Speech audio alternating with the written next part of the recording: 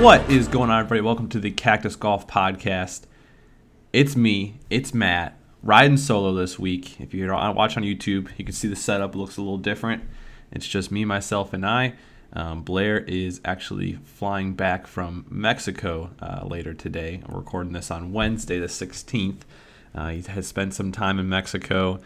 Luckily, we were able to pay the bribe and get him back. No, I'm just kidding. He was just enjoying his vacation there, and we'll have him back on the episode next week. So he sent me some of his notes on what some of his predictions are for this week. But today's podcast is probably going to be a little bit shorter than usual. Like I said, it's just myself and no interview at the end of this episode. So we're just going to be talking about a couple different segments here. The PGA Tour University that was just announced yesterday, my personal Breaking 85 series, a recap from the Houston Open, predictions for the RSM Classic, and of course, ending it out with Betting Corner. So let's dive into the PGA Tour University first. So the PGA came out yesterday and said that they're going to be introducing two ways for collegiate golfers, to be able to gain their tour card. The first option is whoever is the number one player by the end of their season, they'll get their tour card. So that is one option. The second one is called PGA Tour University Accelerated. And this one's a little bit different. This one's a little bit more points based. And this is news for everyone. So we're all learning this together, but it's a little bit interesting. Essentially, you have to amass at least 20 points by the end of their third year of NCAA eligibility. So you can earn points from winning major college golf awards, career best rankings, tournament wins, participate in national team competition, performance in official PGA Tour events. If you make the cut in an official PGA Tour event, you get a point. If you make the top 10, you get another point. There's a bunch of different, ways to gain these points for the accelerated. And it's interesting.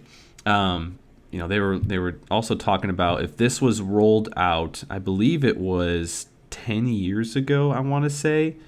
If it was in place prior to 2020, for the number one player, there would only be, three players, three golfers. So John Rahm, who finished number one in 2016, Colin Morikawa finished number one in 2019, and Sahith Theegala finished number one in 2020. So they would have actually picked up three. Those players, those golfers, would officially have earned their tour card back then right away if this program was in place. And the player who gains their eligibility will be eligible for approximately 14 starts starting next year, starting with the 2023 RBC Canadian Open. So it's very interesting, this whole program.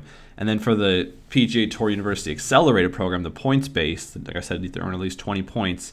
There would also be only three players, and I believe again this is since 2010, that would amass enough points to get their tour card. Patrick Cantlay, Justin Thomas, and Patrick Rogers. So those golfers would have been the only ones since 2010 to gain their tour card. So, it's a interesting move by the PGA. It's a smart move by the PGA because obviously they're trying to make sure that LIV doesn't steal any more of their golfers. And I'm pretty sure LIV stole a collegiate golfer. I think it was from Oklahoma State University. I'll have to look that one up.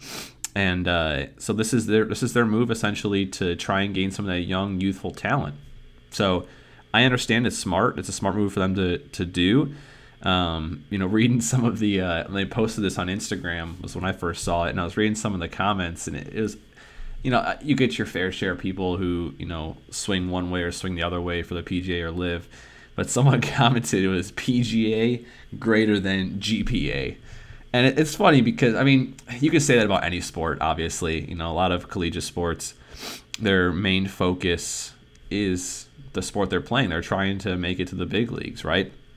So it was pretty funny to see that. So We'll see. I'm interested to see, who will be the first golfer to gain their tour card from one of these two options starting in the future. But it's effective immediately, so not waiting until next year, is effective right now. So we'll see who's the first golfer that might actually get the tour card. So that's the first thing I wanted to talk about today. The second part is my Breaking 85 series. So if you follow us on Instagram on the Cactus Golf for Cactus Golf, or if you're a member in Cactus Golf and you see in the private Facebook group, I started a series called Breaking 85, and something that I wanted to push myself. It's out here in Arizona, it's golf season, so it's not 115, 120 anymore. So a lot of people are golfing, and it's something I'm really trying to push myself to is to break 85. I've only my career best, and this was I don't know, maybe 2 years ago, I shot a 90. That was my career best. So I'm not by any means a fantastic golfer, but I've really put in a lot of work. I think these past few months, started going to see lessons and taking golf a little bit more seriously and just playing a lot more and going to the range. And it's been a fun time. It's been fun and obviously challenging. Golf is probably one of the hardest sports I've ever played. I was a baseball player my whole life and played football through high school. And so I didn't really get into golf until about a couple of years ago when I moved out here to Arizona, because just the mass amount of golf courses there are here. I just fell in love with the sport. And obviously this is the whole reason what we're trying to do. We're just trying to grow the game now at this point, is anything that we can do. And one of the ways is I'm trying to document my improvement from where I'm at now to trying to break 85. And, documenting it from, different drills that I do at my place, or, my swing at the driving range, or some of the things that I've got from my swing coach that I go and see. And then eventually I want to get to the point where I can start recording myself while I play. But I don't think I've gotten there just yet, eventually. But I wanted to talk about, I played last week, so it was my first attempt in the Breaking 85 series, and it was it was a failure. It really was. I played horrible. Probably honestly the worst golf I've played in a long time. Long time. I played as a random, a course that I've played once before. The course I played this one I played it before, I also shot pretty bad. So, I knew that going into it. I kind of was looking for that revenge, and it's not even a difficult course. I don't know, it's more of a mental thing. But I played as a random, so I got paired with one other guy. He was probably, I don't know, he was almost a scratch golfer. I think he shot +3 that when we played. He was fantastic. Actually, I saw he had an eagle, had a hole out eagle, which is pretty cool. I played with him and two others, an older couple, and it was a good time. It was fun playing with them. But I started out strong, had a great drive on the first hole, had about 170 some yards, hit a nice 7-iron, ended up in greenside bunker. And then that's one thing I haven't been practicing lately, so it's on me. And then I played ping pong from bunker to bunker. So I quadruple bogeyed on the first hole, and that just set the tone for the day. I was upset. I was mad.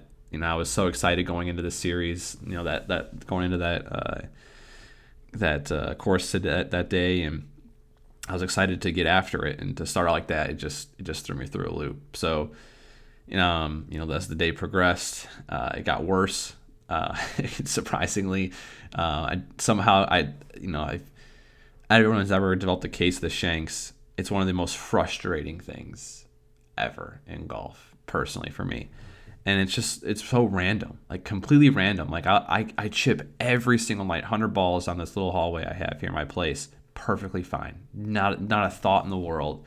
And then I had one shank, and I was like, I think I got the shanks. And the next chip shot, I'm straight to the right. I'm like, I got the shanks. And I had a blow up on a hole, and it was just a really bad day. So, like I said, played some of the worst golf, but that's obviously in the past now. So I'm excited, and I went for a lesson on Sunday of this week. Focused on a lot of different things. Got thrown a lot at me, which I'm glad. I usually like to focus on one thing at a time, but he threw a lot at me this time since I'm starting to pick up a little bit on what we got going on, and I'm focusing on a lot of different things. I really have 2 or 3 swing thoughts right now, and then really focused on my setup and my pre-shot routine, because he noticed that when I was setting up for some of my shots, if I wasn't hitting with alignment sticks or anything, I was favoring way to the right, like a decent amount to the right. And that's where some of my misses, I'm like, they're dead straight, but it's to the right. And I'm like, what the heck? So, some things we're working on is a pre-shot routine and making sure I'm not going past the ball before I'm setting my club face. And it's helped a lot. I'm super grateful that I've invested in the swing coach, because I've been learning quite a bit. So I'm excited because I play today. So I'm going to try take 2 of the Breaking 85 series. I'm playing a course I have played before. Didn't play bad on last time, so I'm excited for it. It's par 72, I want to say. That's the other thing, too, is I started taking notes as I'm playing. Like as a tour pro would play, they'll take notes, obviously, of, the conditions and like where if you're in this part of the fairway, what if you're gonna, you don't want to miss to the right because you got a giant green side, just golf course management. So I'm starting taking notes now of while I'm playing, and so when I come back to this course next time, I know going into it, okay, I can obviously see a GPS from above of what it looks like, but I've played this before, I've been in this area, I know I don't want to miss here if I want to play short, whatever the case is. But anyways, I'm playing a course called Western Skies Golf Course in Gilbert, Arizona, par 72, 6,700 yards, and I'm excited. It's interesting, the course starts off with par 5, par 3, par 5, par 3. That's very interesting. I honestly have never played a course like that. Well, I've played this one before, but I haven't played any other course that's started off like that. So it's going to be exciting. I'm excited to try and break 85, or honestly just play much better than what I played last time and start getting some improvement. So I'll keep you guys updated as things progress with the Breaking 85 series. And like I said, if you don't already, follow us on Instagram at Cactus_GC. Or if you aren't a member, sign up. Or if you are a member and you're not in the private Facebook group, definitely join, because I'm documenting a lot of stuff in there too. So, but let's transition. Let's talk about the recap from the Houston Open. So, big shout out to Tony Finau securing his 5th PGA Tour victory. I think everyone loves to see Tony win. Honestly, Tony's a great guy. You don't see much of him getting involved in any of this drama, what's going on. He's a good guy, and I remember just like thinking about him. I remember seeing him in the Waste Management after Kobe passed away, and wearing his jersey on 16 and the shoes. And he's just, a couple episodes ago, Blair and I were talking about swag, or Blair called it swaggy, whatever. But I think Tony's just got that swag, man, and he's a phenomenal golfer, and just everyone's excited to see him win. So. It was nice to see he finished 16 under. Tyson Alexander was in second at 12 under, so 1 by 4 strokes. He just played phenomenal. Earned a nice $1.5 million and 500 FedEx Cup points. So it was great to see him win. Which is another thing too, is I remember he hadn't have won. I think his first career victory was in 2017. If I'm not mistaken. I think it was back there, 2015, 2016, 2017, somewhere in that range. And now, since 2021, not from the 2021 season, but since 2021 till now, he has won 4 times. I think he's someone you gotta watch out for. And it was interesting because the tournament before the Houston Open, which was a Mayakoba Classic, he didn't make the cut. So to see him from not even making the cut to winning outright, that's a huge improvement. He came back with some vengeance. So excited to see him win. Usually we do 2 truths and a lie with Blair here, but I'm gonna do it with you guys still. So 2 truths and a lie. Tony Finau. Here we go. His first sport was fire knife dancing. He had college offers to play football, and he's an avid guitar player. What do you guys think? Fire knife dancing, college offers to play football, avid guitar player. The lie is offers to play football. College offers to play football. He actually had offers to play basketball. He was a center in basketball, turned down those offers in high school and focused on his golf career. And be interesting to see where he would have been if he chose the lather on that one. But it is true. His first sport was fire knife dancing. It's a Samoan ritual, which is a very interesting sport. I didn't know it was a sport. I don't know if they have competitions or whatnot, but I would love to see him still be able to do that. And it is true he's an avid guitar player. I feel like most golfers, I think last week, I forgot who, a couple weeks ago, someone won that was also an avid guitar player. So maybe that's the trick. Maybe all these golfers are guitar players. I got to pick up guitar. I'm just kidding.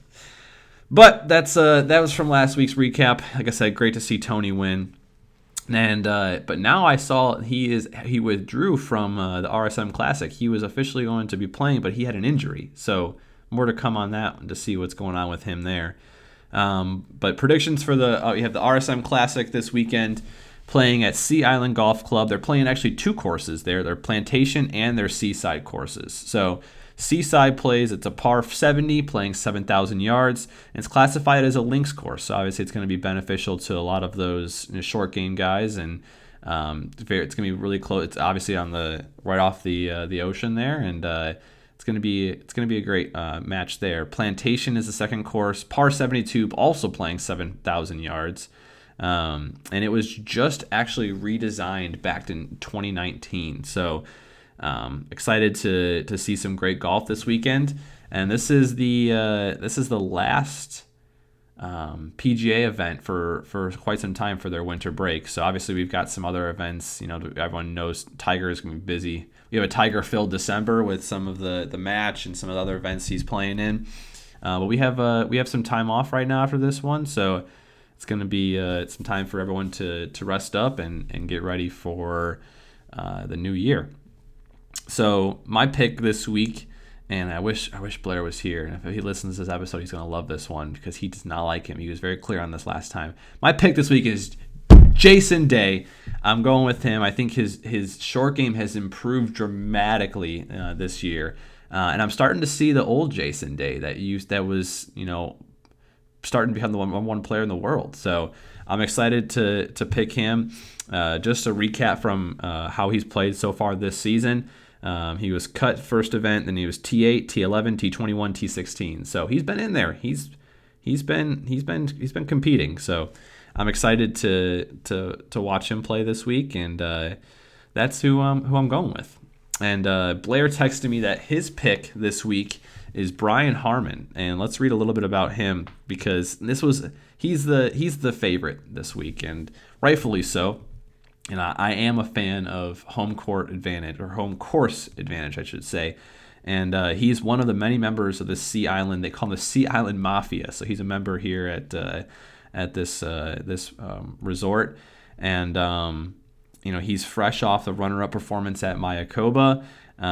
In addition to that, he was tied T23 at the CJ Cup in South Carolina and T15 at Shriners Children's Open. So he hasn't won since 2017, but this could be this weekend. This could be it. Rightfully so. I think he's definitely one of the best golfer of everyone that's playing. That's also a member at this course. So I think it's a good pick. Brian Harman is who Blair picked for this one. So let's see.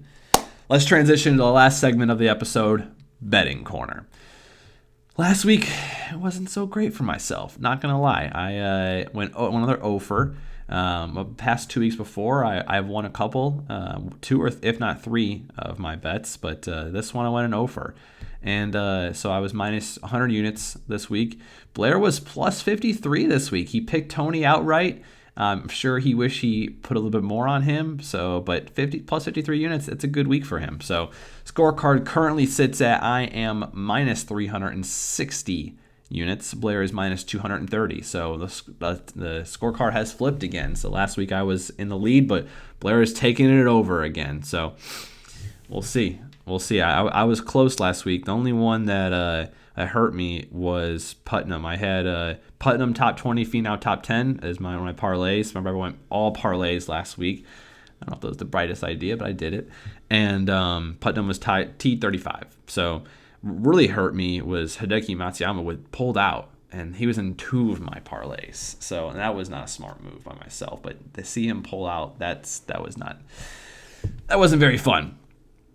But let's talk about the picks this week. I'm going to go ahead and run through all of my picks, and then I'm going to go ahead and run through all of Blair's picks to make it all very simple for everyone. So my first pick, I am going to go another parlay. I like the parlay action here. 25 units, Harris English, top 40, plus 100. Jason Day, top 20, plus 130. So total parlay, plus 360, 25 units. I like that one. Like I said, I think Jason Day is at least he's my outright winner in my opinion. But I like this. I like this pick here.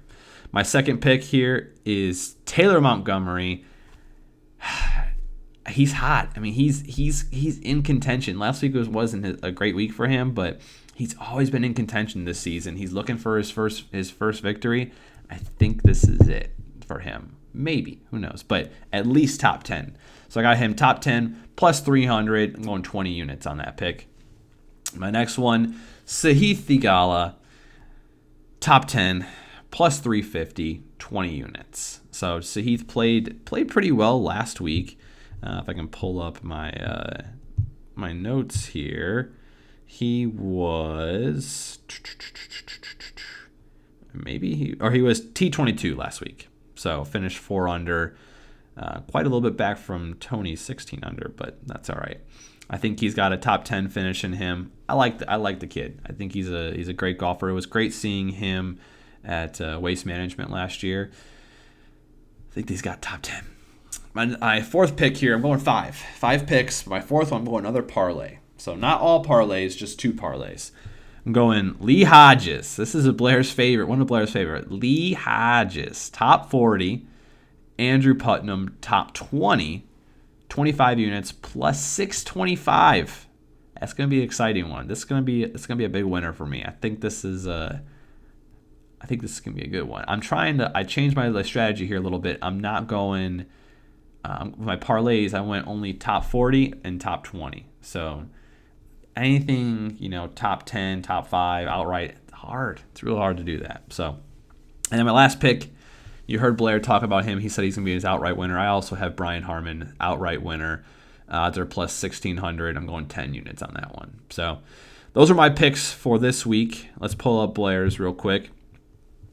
Blair's got Stallings, top 20, 43 units. He's going all these weird units, man. What is he doing? Stallings, top 20, 43 units. He's got Hughes, top 20, 35 units. McCarthy, top 20. Power, top 10, 13 units. He's got a little parlay action in there. So McCarthy, top 20. Power, top 10, 13 units. And then he's also going Harman, outright, 9 units. So those are Blair's picks for the week. And we'll see what happens. I'm feeling confident, and I feel confident every single time. Every single pick when I make these, I feel great. But let's see if I can take this lead back again, because I'm looking forward to whatever the winner is going to end up getting. So that's pretty much the show, guys. Like I said, it was a quick episode today. It was riding solo. Appreciate you guys for listening. Please, if you haven't, take the time and leave a review. Subscribe to the podcast. If you're watching on YouTube, thank you, because it's a lot of work, editing the YouTube video and putting it up. And it takes a long time. Like, YouTube's got to figure this stuff out. Like, to upload a YouTube video about 40 to an hour in length, at least where I'm at, maybe it's a Wi-Fi too. It takes, I leave my laptop open all night, and in the morning, sometimes it's still not even all 100% uploaded. So if you're watching on YouTube, I appreciate you, because it takes a little bit of time to download everything and to export the video, edit it, all that good stuff. So thank you for that. And if you're not a member of Cactus Golf Club, join. Try us out. We did actually our first live event last weekend. Super excited. It was just myself again. Like I said, Blair's been in Mexico. and set up a little table on a par 3. And everyone that signed up, they automatically, the course I partner with gave them a buy one get one free to play at that course again. So shout out to Stripe Show Golf Club here in Mesa, Arizona. And they also, when we had a bunch of our partners pull some stuff together for us, and we had a little gift basket. So on that particular par 3, if you signed up and you hit the green in regulation, you got entered to win the gift basket. And surprisingly, everyone that signed up, only one person hit the green. And honestly, he was like really close. From my distance, I really couldn't tell if he was on, but I just told him, I was like, all right, man, we'll let you have this one, because it was getting, I was there for many hours and couldn't see anyone hit the green. So that pressure of doing it. So we're looking to do some more live events like that in the future, and definitely looking to do some more stuff at Stripe Show, maybe some more content for you guys. Like I said, I'm trying to do a little bit more of recording with myself and myself playing, and maybe that's what we're going to look for in the future, is doing more videos. I don't know. We'll find it out. But if you also, last little plug for Cactus Golf Club, because it's our podcast and I'm going to do what I want. We just came out with our first ever merchandise, only for Cactus Golf Club members. So if you're not familiar, we always partner with different brands and get our members deals, but we're looking to spread the word of Cactus Golf Club, and we made shirts for everyone. So it's we've got members in pretty much all 50 states. I think we're at 48 states right now. And yes, we've got Alaska and we've got Hawaii. I think it's like some random states, maybe Rhode Island we don't have yet. I don't remember. But every shirt so far, it's got the Cactus Golf Club on the front, and on the back it's got the state outline, so all 50 states, and then we put our logo that's kind of combined into it. So really excited about that and rolling those out and get people to rock some of those shirts. So that's the episode. Thank you guys for listening. Like, subscribe, comment, leave reviews. We appreciate you guys, and we'll see you next week.